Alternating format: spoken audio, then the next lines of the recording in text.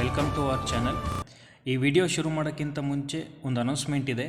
ಏನಂತಂದರೆ ನಮ್ಮ KCET short term ಕೋರ್ಸ್ನಲ್ಲಿ ಈ ಡೆಮೋ ಕ್ಲಾಸಸ್ದು ಇದು ಲಾಸ್ಟ್ ವಿಡಿಯೋ. ಮುಂದೆನೂ ಕೂಡ ಕೆಲವು ಕಾನ್ಸೆಪ್ಟ್ಸ್ ಮಾಡಿದಾಗ ಅಥವಾ ಕೆಲವು ವೀಡಿಯೋಸ್ನ ಅಪ್ಲೋಡ್ ಮಾಡಿದಾಗ ನಮ್ಮ ಚಾನಲ್ನಲ್ಲೇ ಯೂಟ್ಯೂಬ್ನಲ್ಲಿ ಅಪ್ಲೋಡ್ ಮಾಡ್ತೀವಿ. ನಿಮಗೆ ಯಾವಾಗ ಟೈಮ್ ಕಂಫರ್ಟಬಲ್ ಆಗುತ್ತೋ, ನಿಮಗೆ ಯಾವಾಗ ಫ್ರೀ ಇರ್ತೀರೋ ಆವಾಗಲೂ ಕೂಡ ಯಾವಾಗ ಬೇಕಾದರೂ ನಮ್ಮ ಚಾನಲ್ನಲ್ಲಿ ಆ ವೀಡಿಯೋಸ್ನ ನೋಡಿ ನೀವು ಸ್ಟಡಿ ಮಾಡ್ಬೋದು. ಮತ್ತು ಮುಂದೆ ಮಾಡೋಂಥ ವೀಡಿಯೋಸು ಯಾರೆಲ್ಲ ರಿಜಿಸ್ಟ್ರೇಷನ್ ಮಾಡ್ಕೋತೀರೋ ಅವ್ರು ಮಾತ್ರ ಆ ವೀಡಿಯೋಸ್ನ ನೋಡೋಕ್ಕಾಗೋದು. ಹಾಗಾಗಿ ಯಾರೆಲ್ಲ ರಿಜಿಸ್ಟ್ರೇಷನ್ ಮಾಡ್ಕೊತೀರೋ ಅವ್ರಿಗೊಂದು ಲಿಂಕ್ ಕಳಿಸ್ತೀವಿ. ಆ ಲಿಂಕಿಂದನೇ ಮುಂದೆ ಮಾಡೋಂಥ ವೀಡಿಯೋಸ್ನೆಲ್ಲ ಓಪನ್ ಮಾಡ್ಕೊಳಕ್ಕಾಗೋದು. ಹಾಗಾಗಿ ಬರೀ ನಮ್ಮ ಚಾನಲಿಗೆ ಸಬ್ಸ್ಕ್ರೈಬ್ ಆದರೆ ಆ ವೀಡಿಯೋಸ್ನ ನೋಡೋಕ್ಕಾಗಲ್ಲ. ಸಬ್ಸ್ಕ್ರೈಬು ಆಗಿ ರಿಜಿಸ್ಟ್ರೇಷನ್ ಆದರೆ ಇವೆರಡೂ ಆದರೆ ಮಾತ್ರ ನೀವು ಮುಂದಿನ ವೀಡಿಯೋಸ್ನ ನೋಡೋಕ್ಕಾಗೋದು. ಹಾಗಾಗಿ ಯಾರೆಲ್ಲ ಇಂಟ್ರೆಸ್ಟ್ ಇದ್ದೀರಾ 17th ಒಳಗಡೆ ರಿಜಿಸ್ಟ್ರೇಷನ್ ಮಾಡ್ಕೊಳ್ಳಿ. ಯಾಕಂತಂದರೆ ನಾವು 18th ರೆಗ್ಯುಲರಾಗಿ ವೀಡಿಯೋಸ್ನ ಅಪ್ಲೋಡ್ ಮಾಡ್ತಾ ಹೋಗ್ತೀವಿ. ಮತ್ತು ಯಾರೆಲ್ಲ ರಿಜಿಸ್ಟ್ರೇಷನ್ ಮಾಡ್ಕೊಳ್ಳೋಕ್ಕೆ ಇಂಟ್ರೆಸ್ಟ್ ಇದ್ದೀರಾ, ಈ ಡಿಸ್ಕ್ರಿಪ್ಷನ್ ಕೆಳಗಡೆ ನಂಬರ್ನ ಮೆನ್ಷನ್ ಮಾಡಿರ್ತೀನಿ. ಆ ನಂಬರ್ಗೆ ಕಾಲ್ ಮಾಡಿಬಿಟ್ಟು ರಿಜಿಸ್ಟ್ರೇಷನ್ ಮಾಡ್ಕೊಳ್ಳೋದು ಹೆಂಗೆ ಅನ್ನೋ ಡೀಟೇಲ್ಸ್ನೆಲ್ಲ ಕೇಳಿ ತಿಳ್ಕೊಬೋದು. ಇಷ್ಟೇ ಇನ್ಫಾರ್ಮೇಷನ್. ಈಗ ಇವತ್ತಿನ ವಿಡಿಯೋನ ಶುರು ಮಾಡೋಣ. ಏನಂತಂದರೆ, ನಾನು ಲಾಸ್ಟ್ ವೀಡಿಯೋನಲ್ಲಿ ಇಂಟ್ರೊಡಕ್ಷನ್ ಟು ಕ್ವಾಂಟಮ್ ಮೆಕ್ಯಾನಿಕ್ಸಲ್ಲಿ ಈ ವೇವ್ ಪಾರ್ಟಿಕಲ್ ಡ್ಯುಯಾಲಿಟಿ ಆಗಿರ್ಬೋದು, ಮತ್ತು ಸ್ಕ್ರಾಡಿಂಜರ್ ಈಕ್ವೇಷನ್, ವೇವ್ ಫಂಕ್ಷನ್ ಮತ್ತು ಕ್ವಾಂಟಮ್ ಸಿಸ್ಟಮ್ ಅಂತೆಲ್ಲ ಏನಂತ ಇಂಟ್ರೊಡಕ್ಷನ್ ಅಥವಾ ಅದ್ರ ಬಗ್ಗೆ ತಿಳ್ಕೊಂಡ್ವಿ. ಈಗ ಪರ್ಟಿಕ್ಯುಲರಾಗಿ ಒಂದು ಕ್ವಾಂಟಮ್ ಸಿಸ್ಟಮ್ನ ಕನ್ಸಿಡರ್ ಮಾಡ್ತಿದ್ದೀವಿ. ಆ ಕ್ವಾಂಟಮ್ ಸಿಸ್ಟಮ್ ಯಾವುದು ಅಂತಂದರೆ ಪಾರ್ಟಿಕಲ್ ಇನ್ ಎ ಬಾಕ್ಸ್ ಅಥವಾ ಒನ್ ಡೈಮೆನ್ಷನಲ್ ಬಾಕ್ಸ್ ಅಂತ. ಇಲ್ಲಿ ಒನ್ ಡೈಮೆನ್ಷನಲ್ ಮಾತ್ರ ಕನ್ಸಿಡರ್ ಮಾಡ್ತೀವಿ, ಅಂದರೆ only one variable is varying ಅಂತ. ಈಗ ಒನ್ ಡೈಮೆನ್ಷನಲ್ ಬಾಕ್ಸ್, ಈಗ ಬಾಕ್ಸ್ ಅಂತಂದರೆ ವಾಟ್ ಕೈಂಡ್ ಆಫ್ ಬಾಕ್ಸ್, ಆ ಬಾಕ್ಸ್ ಯಾವ ಥರದ್ದು ಅಂತ ನೋಡೋದಾದರೆ, ಅದಕ್ಕಿಂತ ಮುಂಚೆ ಅಸ್ಯೂಮ್ ಈಗ ಮೈಕ್ರೋಸ್ಕೋಪಿಕ್ ಲೆವೆಲ್ ಮತ್ತು ಮೈಕ್ರೋಸ್ಕೋಪಿಕ್ ಲೆವೆಲ್. ಈಗ ಮೈಕ್ರೋಸ್ಕೋಪಿಕ್ ಲೆವೆಲಲ್ಲಿ ಏನಾಗಿರುತ್ತೆ, ನಾವು ಸ್ಟಡಿ ಮಾಡೋಂಥ ಆಬ್ಜೆಕ್ಟ್ನ ನಾವು ಸರ್ಟೆನ್ ಮಾಸ್ ಇರುತ್ತೆ, ಅದನ್ನು ನಾವು ವ್ಯೂ ಮಾಡ್ಬೋದು, ಟಚ್ ಮಾಡ್ಬೋದಾಗಿ ನಾವು ಸೆನ್ಸ್ ಮಾಡ್ಬೋದು. ಈಗ ಫಾರ್ ಎಕ್ಸಾಂಪಲ್ ಮೈಕ್ರೋಸ್ಕೋಪಿಕ್ ಲೆವೆಲಲ್ಲಿ consider A system that is simple pendulum. ಈಗ ನಾವು ಮೈಕ್ರೋಸ್ಕೋಪಿಕ್ ಲೆವೆಲಲ್ಲಿ ಈ ಸಿಂಪಲ್ ಪೆಂಡುಲಮ್ನ ಸ್ಟಡಿ ಮಾಡಬೇಕು ಅಂತಂದರೆ ಏನು ಮಾಡ್ತೀವಿ, ಫಸ್ಟು ಈ ಸಿಂಪಲ್ ಪೆಂಡುಲಮ್ ಬೇಕಾದ ಮೆಟೀರಿಯಲ್ಸ್, ಫಾರ್ ಎಕ್ಸಾಂಪಲ್ ಬಾಬ್ ಆಗಿರ್ಬೋದು, ಒಂದು ಥ್ರೆಡ್ ಬೇಕು ಮತ್ತು ಸ್ಟ್ಯಾಂಡು. ಈ ಮೆಟೀರಿಯಲ್ನೆಲ್ಲ ನಾವು ಒಂದು ಎಲ್ಲಿ ಸಿಗುತ್ತೋ, ಯಾವ ಶಾಪಲ್ಲಿ ಆ ಮೆಟೀರಿಯಲ್ ಸಿಗುತ್ತೋ ಆ ಶಾಪಲ್ಲಿ ಆ ಮೆಟೀರಿಯಲ್ಸ್ನೆಲ್ಲ ಪರ್ಚೇಸ್ ಮಾಡಿಬಿಟ್ಟು ನೀವು ಎಲ್ಲಿ ಈ ಸಿಸ್ಟಮ್ನ ಸ್ಟಡಿ ಮಾಡಬೇಕು ಅಂತಿದ್ರು, ಎಕ್ಸಾಂಪಲ್ ಲ್ಯಾಬ್ ಆಗಿರ್ಬೋದು ಅಥವಾ ಎಲ್ಲಿ ನೀವು ಅದು ಸಿಸ್ಟಮ್ನ ಸ್ಟಡಿ ಮಾಡಬೇಕು ಅಂತಿದ್ರು ಆ ಪ್ಲೇಸಲ್ಲಿ ನೀವೇನು ಮಾಡ್ತೀರಾ, ಸೆಟಪ್ ಮಾಡ್ತೀರಾ. ಏನಂತಂದರೆ ಒಂದು ಸ್ಟ್ಯಾಂಡ್ ಇರುತ್ತೆ, ಅದಕ್ಕೆ will attach a thread to the bob ಆಯಿತಾ. Simple pendulum it will oscillate to and fro. ಈಗ ಈ ಸಿಸ್ಟಮ್ನ ಸ್ಟಡಿ ಮಾಡಬೇಕು ಅಂತ ನೀವೇನು ಮಾಡ್ತೀರಾ, ಕ್ಲಾಸಿಕಲ್ ಮೆಕ್ಯಾನಿಕ್ಸ್ನ ಯೂಸ್ ಮಾಡ್ತೀರಾ, ಇದ್ರ ಪೊಸಿಷನ್ನ ಫೈಂಡ್ ಔಟ್ ಮಾಡ್ತೀರಾ,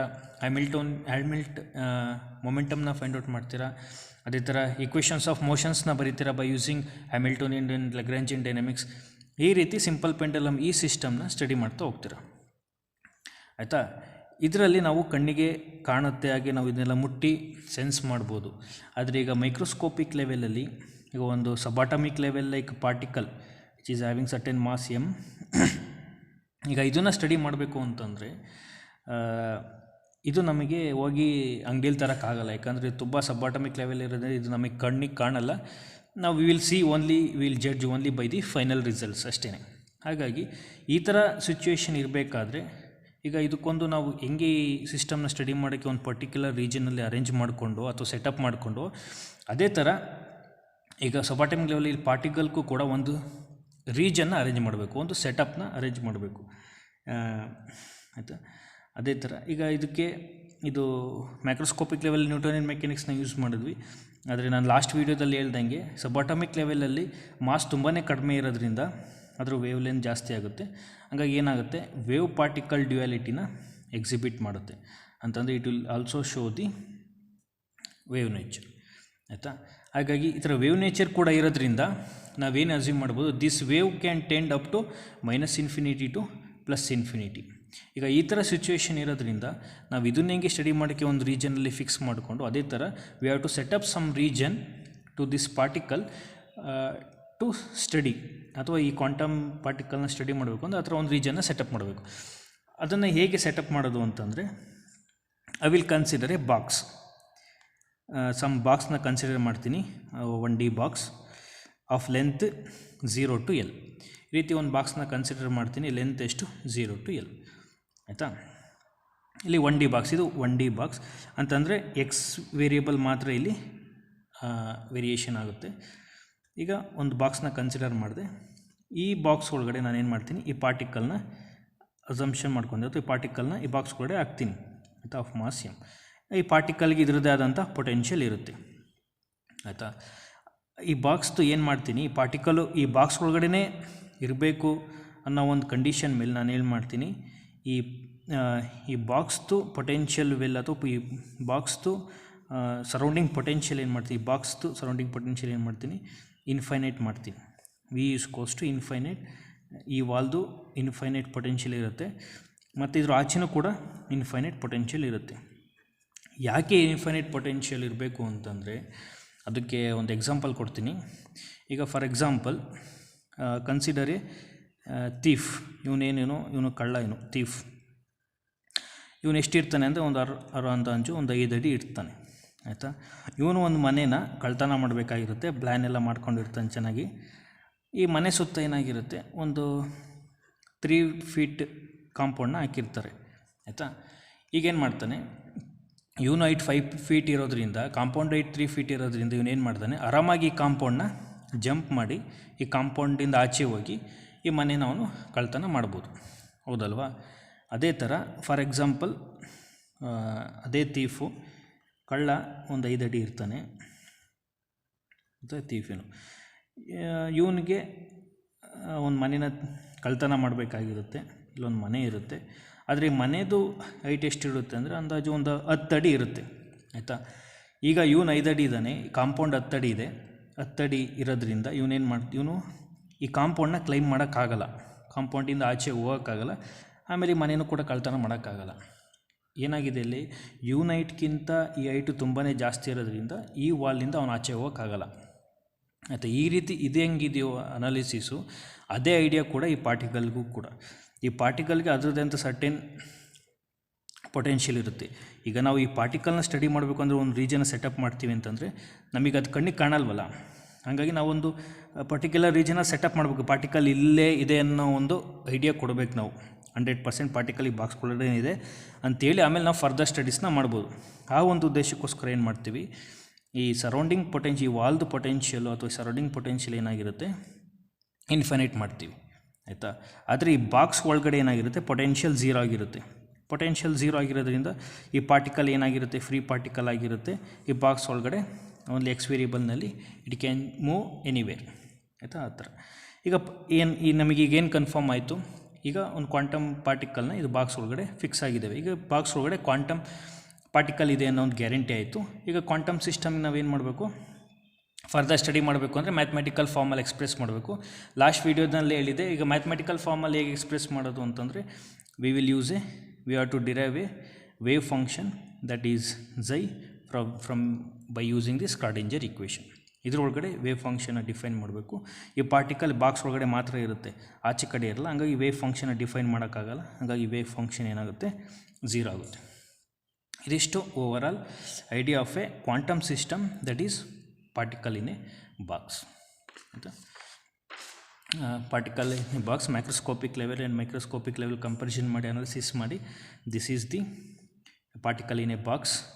ಅದನ್ನು ಹೆಂಗೆ potential, the form of potential represent ಮಾಡ್ತೀವಿ ಅಂತಂದರೆ, potential will be 0 from 0 x l L ಅಂತಂದರೆ 0 to L ಅಥವಾ ದಿ ಬಾಕ್ಸ್ ಲೆಂತ್ L, ಇದ್ರ ಒಳಗಡೆ ಪೊಟೆನ್ಷಿಯಲ್ ಏನಾಗಿರುತ್ತೆ 0 ಅಂತ. ಪೊಟೆನ್ಷಿಯಲ್ ಇನ್ಫಿನಿಟಿ, ಸುತ್ತಮುತ್ತ ಅಥವಾ ಈ ವಾಲ್ದು ಏನಾಗಿರುತ್ತೆ ಪೊಟೆನ್ಷಿಯಲ್ ಇನ್ಫಿನಿಟಿ ಆಗಿರುತ್ತೆ, ಅಂದರೆ ಅದರ್ವೈಸ್ ಅಥವಾ ಈ ಎಲ್ಲ ಕಡೆ ಅಥವಾ ಎಲ್ಸ್ವೇರ್ ಅಂತ, ಆಯಿತಾ. ಇದಿಷ್ಟು ಪಾರ್ಟಿಕಲ್ ಇನ್ ಎ ಬಾಕ್ಸ್ದು ಐಡಿಯಾ.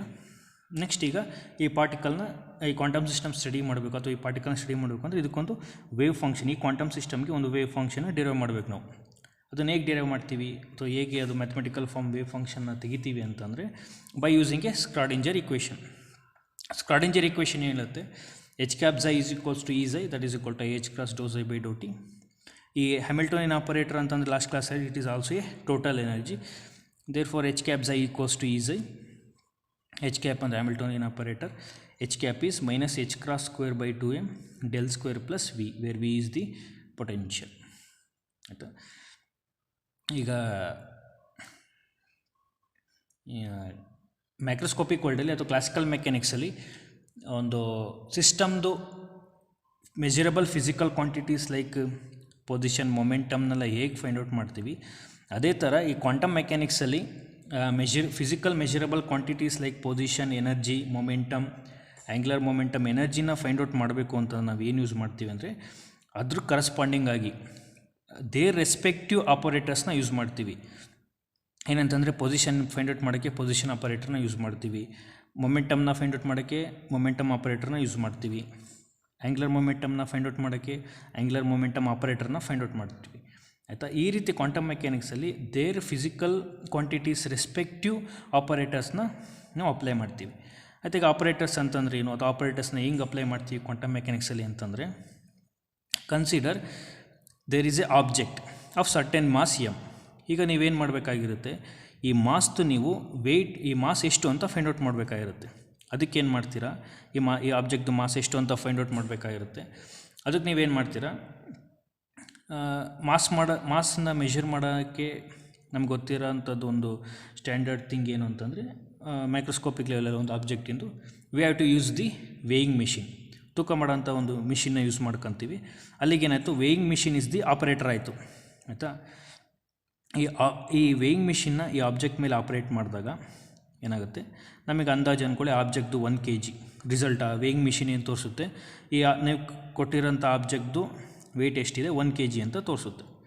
ಆಯಿತಾ, ಆಮೇಲೆ ಏನು ಮಾಡ್ತೀವಿ, ಈ ಥರ ಮೆಷರ್ ಮಾಡಿದಾಗ ನಾವು ಈ ವೇಯಿಂಗ್ ಮಿಷಿನ್ನು ಈ ಆಬ್ಜೆಕ್ಟ್ ಮೇಲೆ ಅಪ್ಲೈ ಮಾಡಿದಾಗ, ಆಪರೇಟರ್ನ ಆಬ್ಜೆಕ್ಟ್ ಮೇಲೆ ಅಪ್ಲೈ ಮಾಡಿದಾಗ ಆ ಆಬ್ಜೆಕ್ಟ್ದು ಸ್ಟೇಟ್ ಅಥವಾ ಪ್ರಾಪರ್ಟೀಸ್ ಏನು ಕೂಡ ಚೇಂಜ್ ಆಗೋಲ್ಲ.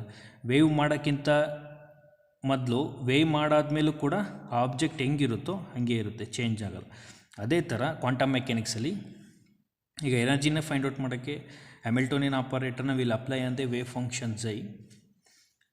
V will get the respective energy eigen value E and that quantum system ಏನಿರುತ್ತೋ ಅದು ಹಾಗೆ ಇರುತ್ತೆ. ಅದೇ ಥರ ಈಗ ಪೊಸಿಷನ್ನ ಫೈಂಡ್ ಔಟ್ ಮಾಡೋಕ್ಕೆ ಏನು ಮಾಡ್ತೀವಿ, ರೆಸ್ಪೆಕ್ಟಿವ್ ಪೊಸಿಷನ್ ಆಪರೇಟರ್ನ will apply on the wave function psi, will get some position value ಸಿಗುತ್ತೆ, ಮತ್ತು ಕ್ವಾಂಟಮ್ ಸಿಸ್ಟಮ್ ಹಾಗೆ ಇರುತ್ತೆ.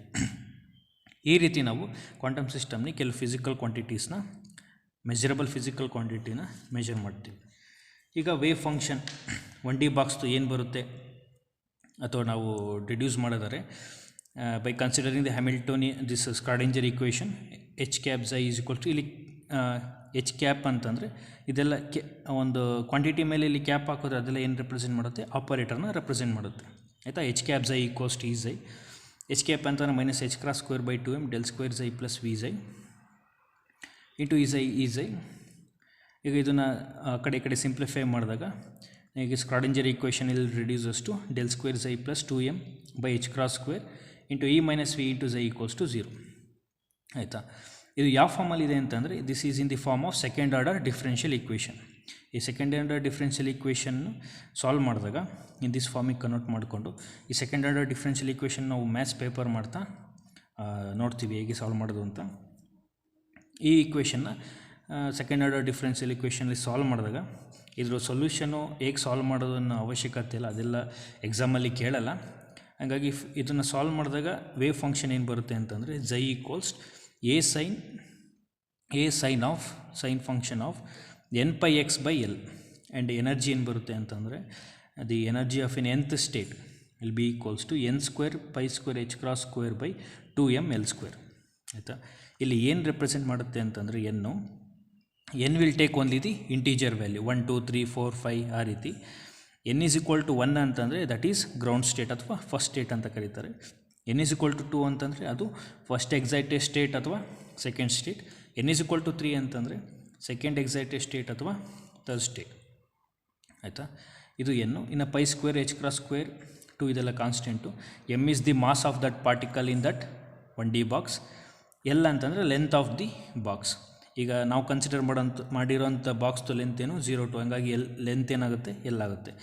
ಅಕಸ್ಮಾತ್ ಏನಾದ್ರು ಬಾಕ್ಸ್ದು ಲೆಂತು -L to +L ಇದ್ದರೆ ಟೋಟಲ್ ಲೆಂತ್ ಏನಾಗುತ್ತೆ 2L ಆಗುತ್ತೆ. ಇಲ್ಲಿ ಲೆಂತನ್ನು ಯಾವಾಗಲೂ ನಾವು ನೆಗೆಟಿವ್ ಮೆಷರ್ ಮಾಡಲ್ಲ, ಹಂಗಾಗಿ will take only the magnitude ಮಾತ್ರ ತೊಗೊತೀವಿ. ಹಾಗಾಗಿ ಬರೀ ಮ್ಯಾಗ್ನಿಟ್ಯೂಡ್ ತಗೊಂಡಾಗ ಏನಾಗುತ್ತೆ L+L ಏನಾಗುತ್ತೆ 2L ಆಗುತ್ತೆ. ಅದೇ ಥರ ಬಾಕ್ಸ್ದು length from -L/4 to +L/4 ಇದ್ದರೆ ಟೋಟಲ್ ಲೆಂತ್ ಏನಾಗುತ್ತೆ ಅವಾಗ L=L/2. ಇದೇ ಥರ ಲೆಂತನ್ನು ಟೋಟಲ್ ಲೆಂತ್ನ ಈ ರೀತಿ ಫೈಂಡ್ ಔಟ್ ಮಾಡ್ಕೊಳ್ಳಿ ನೀಟಾಗಿ. ಎಕ್ಸಾಮಲ್ಲಿ ಕೆಲವು ಸತಿ ಈ ಥರ ಬೇರೆ ಬೇರೆ ಲೆಂತ್ ಇರುವಂಥ ಬಾಕ್ಸ್ನ ಕೇಳ್ಬೋದು, ಆದರೆ ಇದುವರೆಗೂ ಕೇಳಿಲ್ಲ. ಯಾವಾಗಲೂ ಕೂಡ ಇದು ಸ್ಟ್ಯಾಂಡರ್ಡ್ 0 to L ಲೆಂತನ್ನೇ ಕೇಳಿದ್ದಾರೆ. Next probability density, that is represent by mod xi². ಈ mod xi² ಅಂತಂದರೆ xi*. ಇಲ್ಲಿ ಸ್ಟಾರ್ ಏನು ರೆಪ್ರೆಸೆಂಟ್ ಮಾಡುತ್ತೆ ಅಂದರೆ complex conjugate of this wave function. ಇಲ್ಲಿ ಪ್ರೊಬಬಿಲಿಟಿ ಡೆನ್ಸಿಟಿ ಅಂತಂದರೆ ಏನು ಹೇಳುತ್ತೆ ಅಂತಂದರೆ probability of that wave function. ಇಲ್ಲಿ ಯಾಕೆ ಅಂತಂದರೆ ಇಲ್ಲಿ ಕ್ವಾಂಟಮ್ ಮೆಕ್ಯಾನಿಕ್ಸಲ್ಲಿ throughout this quantum mechanics we will study only by taking probability. ಇಲ್ಲಿ ಕ್ವಾಂಟಮ್ ಮೆಕ್ಯಾನಿಕ್ಸಲ್ಲಿ ಬರೀ ಅಂದಾಜು ಮಾಡ್ತೀವಿ ಅಷ್ಟೇ. ಮೊದಲು ಕೂಡ ಕೆಲವು ಥಿಂಗ್ಸ್ನ ನಾವು ಅಸಂಪ್ಷನ್ ಮಾಡ್ಕೊತೀವಿ, ಮತ್ತು ಎಂಡ್ ರಿಸಲ್ಟ್ ಏನು ಬರುತ್ತೆ, ಫೈನಲ್ ರಿಸಲ್ಟ್ ಏನು ಬರುತ್ತೆ ಅನ್ನೋದ್ರ ಮೇಲೆ ನಾವು ಅಸಂಪ್ಷನ್ ಮಾಡ್ಕೊಂಡಿರೋಂಥ ಸಿಸ್ಟಮ್ ಆಗಿರ್ಬೋದು, ಸ್ಟಡಿ ಮಾಡಿರ್ತಿರೋದು ಕರೆಕ್ಟು ಅಂತ ಹೇಳ್ತೀವಿ ಹೊರತು ಈ ಮಧ್ಯೆ ಏನಾಗುತ್ತೆ ಅನ್ನೋದು ನಮಗೇನು ವಿಜುವಲೈಸ್ ಸಿಗಲ್ಲ. ಹಾಗಾಗಿ ಇಲ್ಲಿ ಕ್ವಾಂಟಮ್ ಮೆಕ್ಯಾನಿಕ್ಸು ಪೂರನೇ ಒಂದು ಅಂದಾಜು ಪ್ರೊಬಬಿಲಿಟಿ ಮೇಲೆ ಇದು ಮಾಡೋದ್ರಿಂದ ಆ ಥರ ಐಡಿಯಾ ಅಷ್ಟೇ, ಪ್ರೊಬಬಿಲಿಟಿ ಡೆನ್ಸಿಟಿ. ಆಯಿತಾ, ನೆಕ್ಸ್ಟು ಈಗ ಒಂದು ವೇವ್ ಫಂಕ್ಷನ್ನ ಡೆಡ್ಯೂಸ್ ಮಾಡಿದ್ವಿ 1D ಬಾಕ್ಸ್ದು, that is i=a sin n πx/L ಅಂತ. ಈಗ ಕೆಲವು ಕಂಡೀಷನ್ಸ್ ಇದೆ. ಈಗ ಕ್ವಾಂಟಮ್ ಸಿಸ್ಟಮ್ಗೆ ನಾವು ವೇವ್ ಫಂಕ್ಷನ್ನ ಡಿರೈವ್ ಮಾಡ್ತೀವಿ ಅಥವಾ ಡೆಡ್ಯೂಸ್ ಮಾಡ್ತೀವಿ ಅಂತಂದರೆ ಎಲ್ಲ ವೇವ್ ಫಂಕ್ಷನ್ನು ವ್ಯಾಲಿಡ್ ಇರಬೇಕು ಅಂತಲ್ಲ, ಕೆಲವು ವೇವ್ ಫಂಕ್ಷನ್ಸ್ ಮಾತ್ರ ವ್ಯಾಲಿಡು. ಯಾವುದೆಲ್ಲ ವೇವ್ ಫಂಕ್ಷನ್ಸ್ ಮಾತ್ರ ವ್ಯಾಲಿಡು ಅಂತಂದರೆ ಅವು ಕೆಲವು ಸರ್ಟೆನ್ ಕಂಡೀಷನ್ಸ್ ಮತ್ತು ಪ್ರಾಪರ್ಟೀಸ್ನ ಸ್ಯಾಟಿಸ್ಫೈ ಮಾಡಬೇಕು. ಏನೆಲ್ಲ ಪ್ರಾಪರ್ಟೀಸ್ ಅಂತಂದರೆ ಇಷ್ಟು ಪ್ರಾಪರ್ಟೀಸ್ನ ಸ್ಯಾಟಿಸ್ಫೈ ಮಾಡಿದ್ರೆ ಮಾತ್ರ ಅಂಥ ವೇವ್ ಫಂಕ್ಷನ್ನು ವೆಲ್ ಡಿಫೈನ್ಡ್ ಅಂತ, ಆಯಿತಾ, ಎಂಡ್ ರಿಸಲ್ಟ್ ಕರೆಕ್ಟಾಗಿರುತ್ತೆ ಅಂತ, ಆಯಿತಾ. ಹಾಗಾಗಿ ಪ್ರಾಪರ್ಟೀಸೆಲ್ಲ ಏನು ಆ ವೇವ್ ಫಂಕ್ಷನ್ಗೆ ಇರಬೇಕು ಅಂತಂದರೆ integral from -∞ to +∞, that is mod ψ² dx ಅಂತಂದರೆ probability density should be less than infinity ಅಂತಂದರೆ ಫೈನೈಟ್ ವ್ಯಾಲ್ಯೂ ಅಥವಾ ಪ್ರಾಬಬಿಲಿಟಿ ಡೆನ್ಸಿಟಿ ಏನಾಗಿರಬೇಕು ಫೈನೈಟ್ ಪ್ರಾಬಬಿಲಿಟಿ ಆಗಿರಬೇಕು.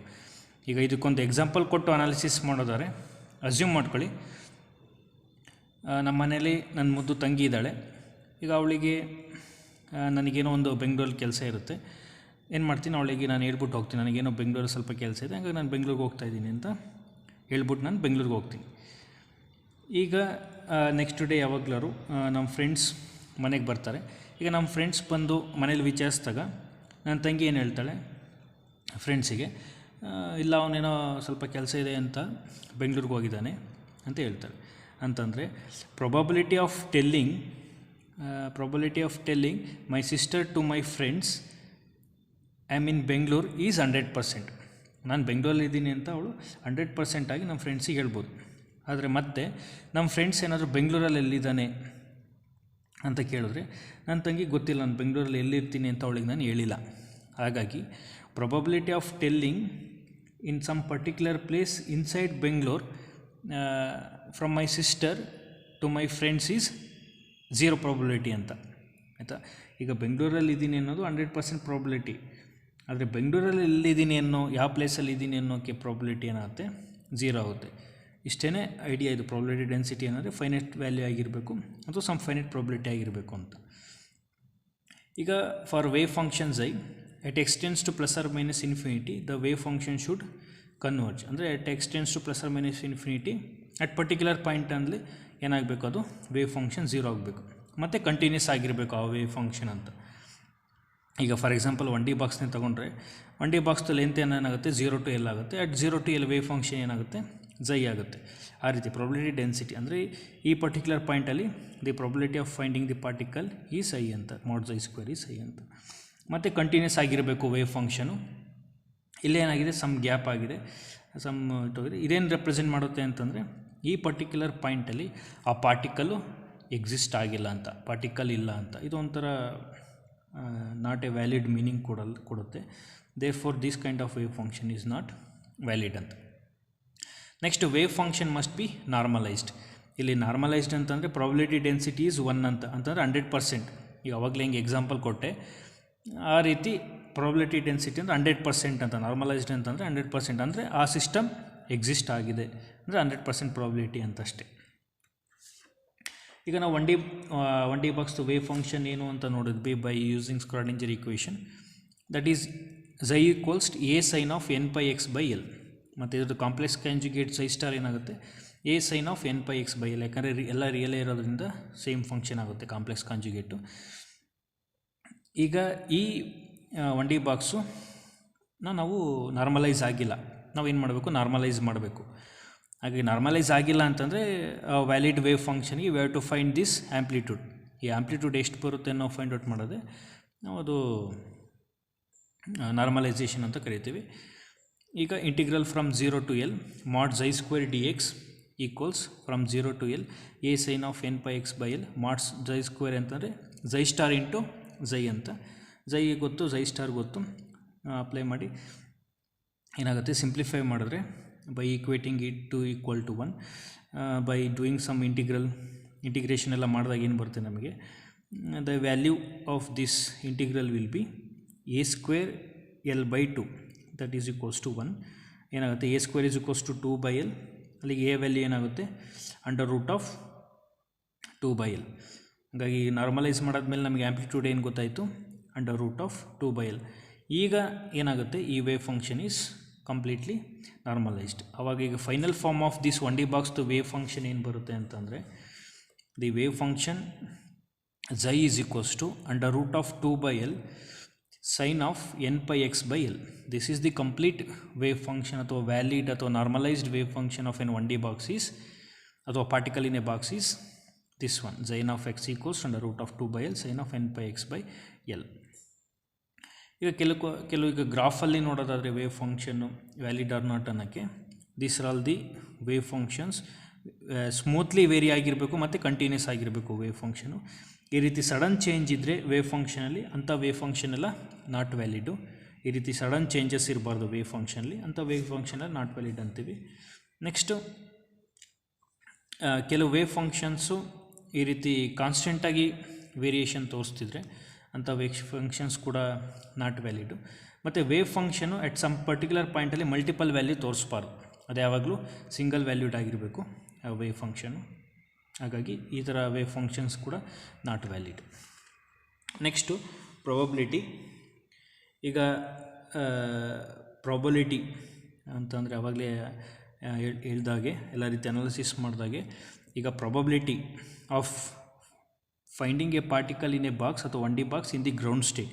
ಈಗ ಗ್ರೌಂಡ್ ಸ್ಟೇಟಲ್ಲಿ ಆ ಪಾರ್ಟಿಕಲ್ದು ಪ್ರಾಬಬಿಲಿಟಿ ಎಷ್ಟಿದೆ ಅಂತ ನೋಡೋದಾದರೆ ನಮಗೆ ಗೊತ್ತು, we have derived the wave function for a particle in a box that is equals to under root 2 by L sine of pi X by L. ಈಗ probability density psi star psi with respect to D X integral ಮಾಡಿದಾಗ ಇದ್ರ value ನಾವು ನಾರ್ಮಲೈಸ್ಡಲ್ಲಿ find out ಮಾಡ್ಕೊಂಡಿದ್ವಿ, ಅದೇನಂತಂದರೆ L/2. Therefore 2 by L into L/2 is 1.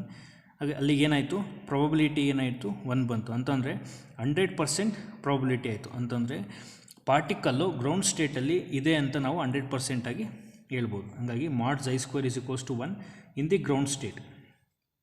ಆಯಿತಾ, ಇಲ್ಲಿ ಕೂಡ ನಾವು n ಈಕ್ವಲ್ ಟು 1 ಅಂತಲೇ ತೊಗೊಂಡಿದ್ದೀವಿ ಗ್ರೌಂಡ್ ಸ್ಟೇಟು. ಇಲ್ಲಿ ground state that is n equals to 1 for the ground state. ಆಯಿತಾ, ನೆಕ್ಸ್ಟ್ ಎಕ್ಸ್ಪೆಕ್ಟೇಷನ್ ವ್ಯಾಲ್ಯೂಸ್. ಈಗ ನಾವು ಕ್ವಾಂಟಮ್ ಮೆಕ್ಯಾನಿಕ್ಸಲ್ಲಿ ಸಮ್ ಮೆಜರಬಲ್ ಫಿಸಿಕಲ್ ಕ್ವಾಂಟಿಟೀಸ್ನ ಮೆಷರ್ ಮಾಡ್ತೀವಿ ಅಂತಂದರೆ ರೆಸ್ಪೆಕ್ಟಿವ್ ಆಪರೇಟರ್ಸ್ನ ಯೂಸ್ ಮಾಡ್ತೀವಿ. ಹಾಗಾಗಿ these are the expectation value of position, momentum, energy, angular momentum and spin et cetera. ಈಗ ಆಪರೇಟರ್ ಯೂಸ್ ಮಾಡಬೇಕಂದ್ರೆ expectation value measurable physical quantity by using with they respective operators. This is the form with respect to D tau ಅಂದರೆ over all space 3 ಡೈಮೆನ್ಷನಲ್ಲಿ ತೊಗೋಬೋದು. ಹಾಗಾಗಿ where O cap represents the this ಇಲ್ಲಿ ಈಗ this are all the O cap all the operators. Position operator ಆಗಿರ್ಬೋದು, momentum operator, energy operator, angular momentum operator, spin operator, ಈ ರೀತಿ operators ಆಗಿರ್ಬೋದು. ಈಗೇನು ಮಾಡ್ತೀವಿ, expectation position expectation value of particle in a box. ಈಗ ನಾವು 1D ಬಾಕ್ಸ್ದು ಆ ಪಾರ್ಟಿಕಲ್ದು ಪೊಸಿಷನ್ನ ಫೈಂಡ್ ಔಟ್ ಮಾಡೋದಾದರೆ we will use these kind of methods. ಈಗ ವೇವ್ ಫಂಕ್ಷನ್ ನಮಗೆ ಗೊತ್ತು, √2/L sin of n/x/L. ಈಗ ಅದ್ರ ಪೊಸಿಷನ್ದು ಕರೆಸ್ಪಾಂಡಿಂಗ್ ಆಪರೇಟರ್ ಏನು, ಎಕ್ಸ್ ಕ್ಯಾಪ್ದು ವ್ಯಾಲ್ಯೂ ಏನಾಗುತ್ತೆ, ಎಕ್ಸ್ ಆಗುತ್ತೆ. ಈಗ ಮೊಮೆಂಟಮ್ ಆಪರೇಟರ್ದು ಏನಾಗುತ್ತೆ ವ್ಯಾಲ್ಯೂ, -IH × ∂/∂x. ಅದೇ ರೀತಿ ಎಕ್ಸ್ ಆಪರೇಟರ್ದು ವ್ಯಾಲ್ಯೂ ಎಕ್ಸು. ಈಗ X finding the expectation value of ಪೊಸಿಷನ್ಗೆ integral from 0 to L xi*. ಈಗ ಎಕ್ಸ್ ಕ್ಯಾಪ್ ಆಪರೇಟರ್ ಪೊಸಿಷನ್ ಆಪರೇಟರ್ದು ಏನು value, X into under psi. ಇಲ್ಲಿ 3 ಡೈಮೆನ್ಷನ್ ಅಲ್ಲ ಡಿ ಟೌ. ಇಲ್ಲಿ 1 ಡೈಮೆನ್ಷನ್ 1D ಬಾಕ್ಸ್ ಆಗಿರೋದಿಲ್ಲ, only 1 variable is variable, that is X, therefore dx. ಈಗ ಇದನ್ನು ಇಂಟಿಗ್ರೇಟ್ ಮಾಡಿದಾಗ for the ground state by taking n = 1, ಇದನ್ನು ಸಿಂಪ್ಲಿಫೈ ಮಾಡಿದಾಗ ಇದೆಲ್ಲ ಇಂಟಿಗ್ರಲ್ ಸಿಂಪ್ಲಿಫಿಕೇಷನು ಮತ್ತು ಸಮ್ ಸ್ಟ್ಯಾಂಡರ್ಡ್ ಇಂಟಿಗ್ರಲ್ಸ್ ಎಲ್ಲ ಯೂಸ್ ಮಾಡ್ಕೊಂಡು ಕೆಲವೊಂದು ಟ್ರಿಕ್ಸ್ ಇದೆ, ಅದನ್ನೆಲ್ಲ ತಿಳ್ಕೊಂಡ್ರೆ ಅದನ್ನೆಲ್ಲ ನಾವು ಮ್ಯಾಥ್ಸ್ ಪೇಪರ್ ಮಾಡ್ಬೇಕಾದ್ರೆ ಹೇಳ್ತೀವಿ. ಅದಷ್ಟು ಐಡಿಯಾಸ್ನ ತಿಳ್ಕೊಂಡ್ರೆ ನೀವು ಬೇಗ ಎಲ್ಲದನ್ನು ಇಂಟಿಗ್ರೇಷನ್ ಮಾಡ್ಬೋದು. ತುಂಬ ಡೀಟೇಲಾಗಿ ಇಂಟಿಗ್ರೇಷನ್ನ ಸಾಲ್ವ್ ಮಾಡಬೇಕು ಅಂತ ಏನು ಅವಶ್ಯಕತೆ ಇಲ್ಲ. ಹಾಗೆ ಈಗ ಇಂಟಿಗ್ರಲ್ ವ್ಯಾಲ್ಯೂನೆಲ್ಲ ದಿಸ್ ಇಂಟಿಗ್ರಲ್ನೆಲ್ಲ ಮಾಡಿದಾಗ ನಮಗೆ ಫೈನಲ್ ವ್ಯಾಲ್ಯೂ ಏನು ಬರುತ್ತೆ ಅಂತಂದರೆ L/2 ಬರುತ್ತೆ. Therefore the expectation value of position of a particle in 1 dimensional box of length 0 to L ಏನು ಬಂತು, L/2 for the ground state. ಅಂತಂದರೆ ಮೀನಿಂಗ್ ಏನಂತಂದರೆ, ಈ ಗ್ರೌಂಡ್ ಸ್ಟೇಟ್ನಲ್ಲಿ ಪಾರ್ಟಿಕಲ್ದು ಪೊಸಿಷನ್ನು ನಾವು ಮ್ಯಾಕ್ಸಿಮಮ್ ಎಲ್ಲಿ ಫೈಂಡ್ ಔಟ್ ಮಾಡ್ಬೋದು ಅಂತಂದರೆ at A point of L/2. ಈ ಪರ್ಟಿಕ್ಯುಲರ್ ಪಾಯಿಂಟಲ್ಲಿ ನಮಗೆ ಮ್ಯಾಕ್ಸಿಮಮ್ ಪ್ರಾಬಬಿಲಿಟಿ ಇದೆ. ಹಾಗಾಗಿ ಈ ಪರ್ಟಿಕ್ಯುಲರ್ ಪಾಯಿಂಟಲ್ಲಿ ನಾವು 100% ಹೇಳ್ಬೋದು ಪಾರ್ಟಿಕಲ್ ಇಲ್ಲಿದೆ ಅಂತ. ಮತ್ತು 0 to L/2 ಏನಾಗುತ್ತೆ, 50% ಪ್ರಾಬಬಿಲಿಟಿ ಆಗುತ್ತೆ. ಫ್ರಮ್ L/2 to L ಏನಾಗುತ್ತೆ, 50% ಪ್ರಾಬಬಿಲಿಟಿ ಆಗುತ್ತೆ. ಇಲ್ಲಿ ಪೊಸಿಷನ್ ಕೂಡ will be reduced by half ಅಂತ. Next probability current density. ಈಗ ಸಬಾಟಮಿಕ್ ಲೆವೆಲಲ್ಲಿ ಸಮ್ ಪಾರ್ಟಿಕಲ್ನ ಕನ್ಸಿಡರ್ ಮಾಡಿದಾಗ it will be having certain charge. ಈಗ ಚಾರ್ಜ್ ಇರೋ ಪಾರ್ಟಿಕಲ್ ಮೋಷನ್ ಇದೆ ಅಂತಂದರೆ it will produce some current. ಈಗ ಹೆಂಗೆ flow of electrons in a wire give rise to a current ಅಂತೀವಿ, ಆ ರೀತಿ ಒಂದು ಐಡಿಯಾದಲ್ಲಿ probability current density.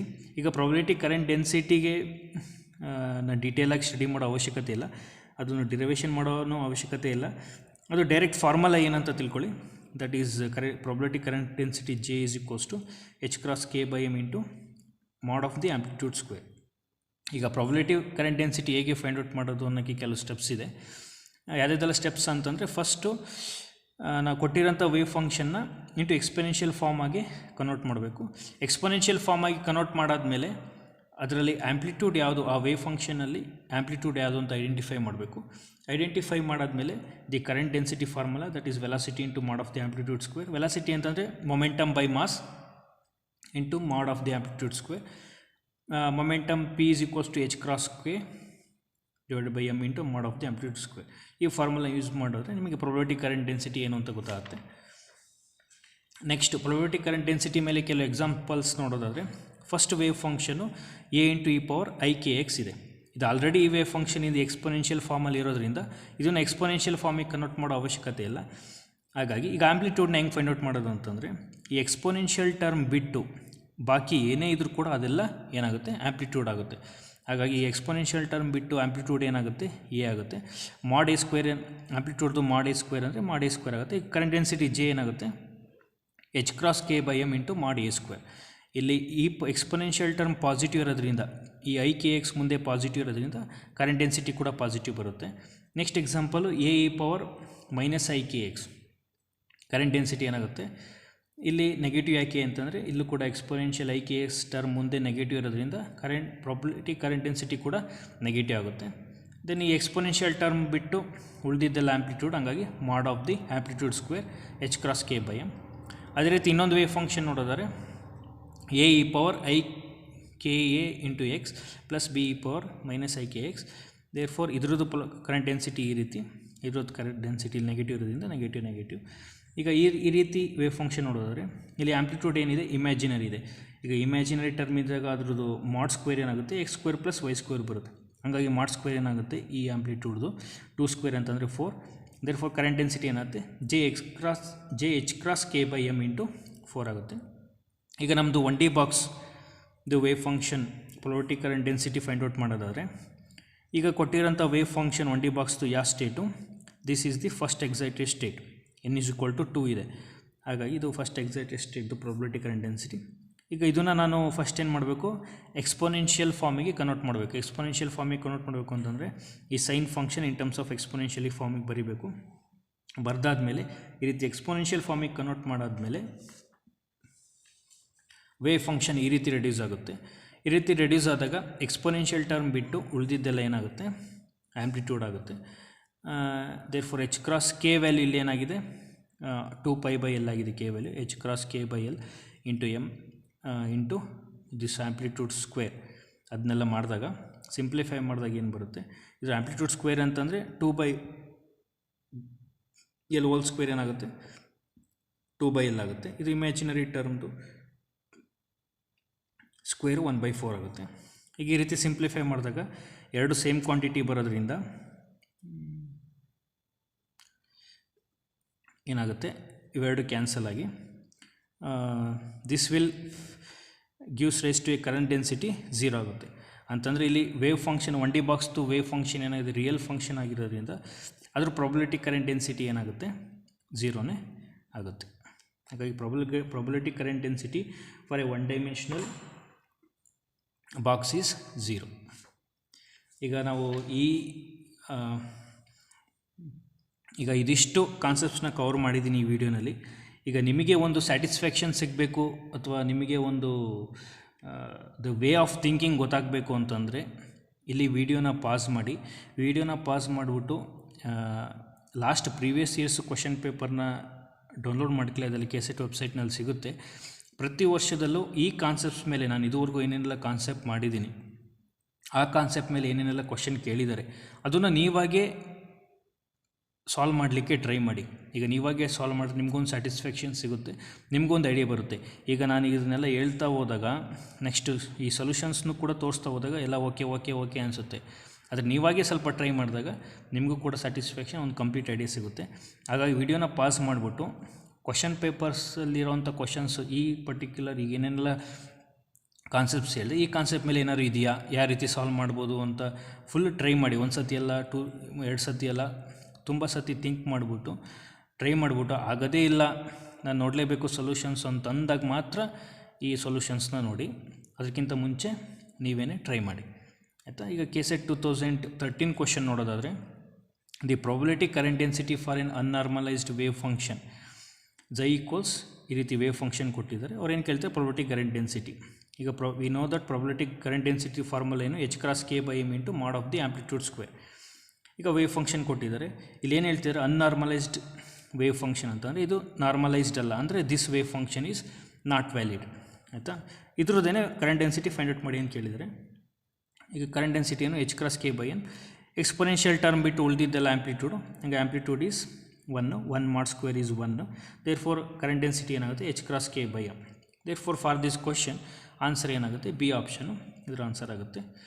Next question KSET 2014 question ಏನಂದರೆ the energy corresponding to the ground state ಅಂದರೆ n=1 state of a particle confined in A 1D square well off side 10 nanometer is 10 milli electron volt.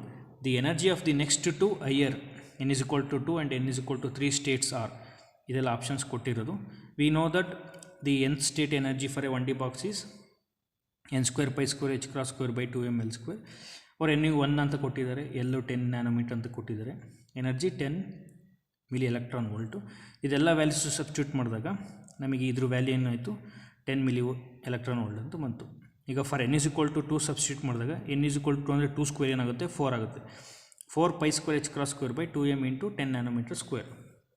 ಅಲ್ಲಿಗೇನಾಯಿತು 4 into ಇದ್ರ value ಏನು ಅಂತ ನಮಗೆ ಗೊತ್ತಾಗಿದೆ 10 milli electron volt ಅಂತ.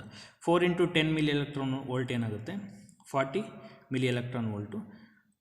ಆಮೇಲೆ for n = 3 square ಅಂತಂದರೆ 9 into this value is 10 milli electron volt, therefore 90 milli electron volt.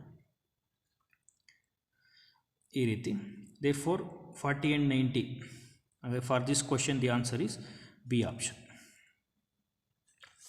Next question KSET 2016 question. The question is, ಅವರೊಂದು well ಕೊಟ್ಟಿದ್ದಾರೆ ಅಂತಂದರೆ, for a particle confined in a one dimensional box of length a, the energy levels for a particle of mass M are given by. These are all the options ಅವ್ರು ಕೊಟ್ಟಿರೋದು. ಈಗ we know that the nth energy eigen value is n² π² h² × 2ml². ಇಲ್ಲಿ 0 to a ತೊಗೊಂಡಿರಿ, 0 to l, ಹಂಗಾಗಿ length ಏನಾಗುತ್ತೆ, total length L = a ಆಗುತ್ತೆ. ಇದು ಒಂಥರ ಡೈರೆಕ್ಟ್ ಕ್ವಶನ್ನೇ. Therefore for this question the answer is A option. ಈಗ next KSET 2017 question. Question ಏನಂದರೆ, a particle is placed inside a one dimensional box with rigid walls. The first excited state energy of the particle is 4 electron volt. The ground state energy is. These are all the options. We know that this the energy for a particle in a box.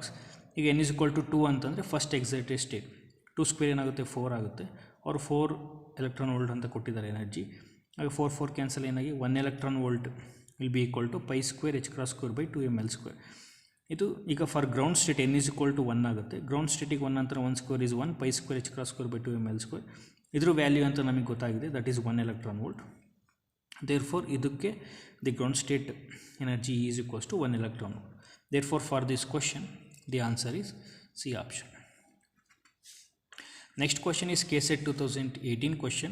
The question is, the wave function of the second excited state of a particle in a box whose length is L is proportional to.